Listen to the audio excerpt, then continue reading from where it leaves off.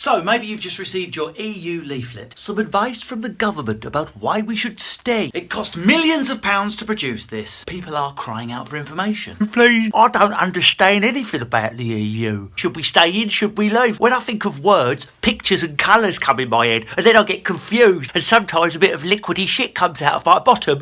It is confusing. I don't have a clue whether we should be better in or out. The one thing I do know, you probably can't trust a leaflet printed by someone who passionately believes one way or the other. How does that fucking help? What's next from the government? Our next leaflet will explain why all the people who live in Islington should have access to free trumpet lessons for their children.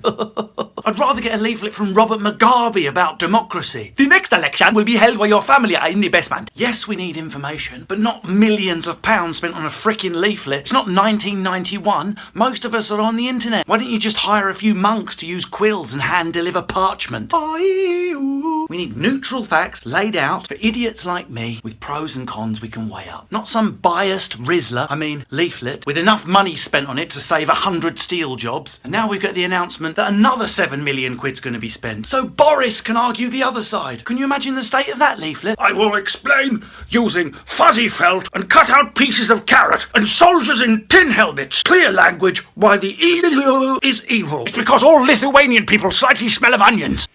I mean, it's an economic argument based on they do smell though, don't they? I think I might have been racist again. So here are a few suggestions for what you can do with your leaflet before you post it back. Number 1, draw a cock and balls going into David Cameron's mouth. Number 2, draw a cock and balls going into David Cameron's mouth with a cigar attached, with an arrow saying Panama cigar. Number 3, send it back with a picture of Katie Hopkins attached. It's just a sneakier way of calling someone a cunt. Keep paying tax, everyone, and that's your dodgy Dave. Remember, peasants, keep voting for me. I have your interests at heart. He's such a kind leader.